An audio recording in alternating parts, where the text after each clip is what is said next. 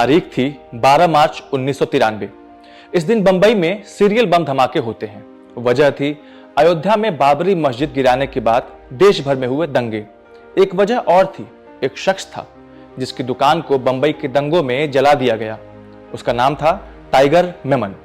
बम धमाकों का आरोप टाइगर मेमन पर भी लगता है, लेकिन वह पुलिस के गिरफ्त से दूर था।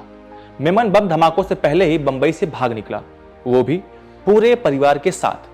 हालांकि उसने एक गलती कर दी। दरअसल एक चाबी थी जो उसने अपने घर पर गलती से छोड़ दी थी। इसी चाबी से यह पता लगा कि बंबई बम धमाकों में टाइगर मेमन का भी हाथ था। मेमन का हाथ ही नहीं बल्कि वह तो मास्टरमाइंड भी था। नमस्कार, अविनाश राय नाम है हमारा और आप देखना शुरू कर चुके हैं इंडिया टीवी। आज कहानी टाइगर मेमन के भारत से भागने की। टाइगर का असली नाम इब्राहिम मुश्ताक अब्दुल रजाक मेमन था। अब्दुल रजाक मेमन टाइगर के पिता का नाम था।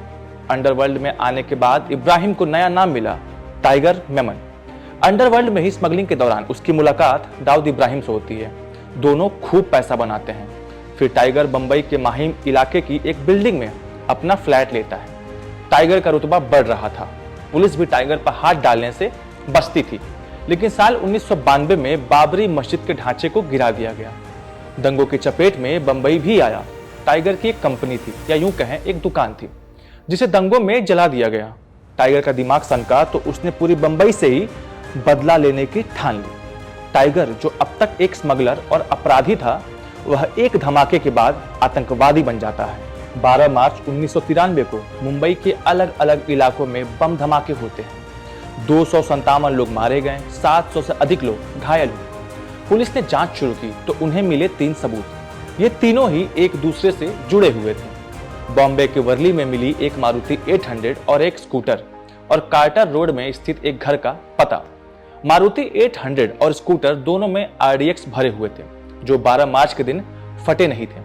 उस वक्त के पुलिस कमिश्नर राकेश मारिया जब जांच करने लगे तो उन्हें कार के मालिक का नाम मिला। नाम था रुबीना मेमन। रुबीना के घर जब पुलिस तलाशी लेने गई तो घर बंद था। पता चला कि रुबीना का परिवार धमाका होने के 2 दिन पहले से गायब है। पुलिस घर में घुसी, जांच की तो फ्रिज पर रखी एक चाबी मिली। ये चाबी थी उसी स्कूटर की जिसमें RDX मिला था। इसके बाद पुलिस ये समझ गई कि इस हमले में टाइगर मेमन का भी हाथ है। अब पुलिस बढ़ती है अपने तीसरे सबूत की तरफ, यानी कार्टर रोड पर स्थित एक अपार्टमेंट में। वहां की मालकिन का नाम था रोमा सिंह। रोमा 2 नंबर के फर्जी कामों में शामिल थी, टाइगर की करीबी भी थी। पुलिस ने पूछताछ की तो उसने बताया कि धमाके से पहले ही टाइगर का परिवार बंबई छोड़कर चला गया। पुलिस ने जानबूझकर रोमा को जाने दिया, लेकिन नजर पूरी रखी गई। रोमा की कॉल टैप की गई। रोमा की कॉल टैप से पता चला कि टाइगर मेमन दुबई में बैठा है। इसी से पता चला कि किस ट्रैवल एजेंसी ने टाइगर के लिए टिकट की बुकिंग की, और यह भी पता चला कि बंबई बम धमाकों की प्लानिंग आखिर कैसे हुई। पुलिस की माने तो दाऊद ने ISI से मिलकर अपने स्मगलिंग रूट का इस्तेमाल किया। पहले अरब सागर के रास्ते रायगढ़ और फिर वहां से टाइगर RDX लेकर मुंबई पहुंचा। धमाके की पूरी जिम्मेदारी टाइगर की थी। धमाका कब होगा, कहां होगा और कैसे होगा, इसके लिए दुबई में एक मीटिंग हुई। फरवरी 1993 में टाइगर के लड़के पाकिस्तान गए। वहां उन्होंने बम बनाना सीखा और उन्होंने धमाका करना सीखा।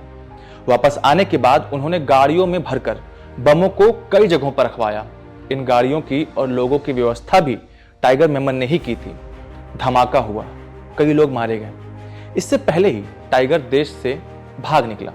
केस की जांच चलती रही। अंत में साल 1994 में टाइगर का भाई याकूब मेमन पुलिस की गिरफ्त में आता है।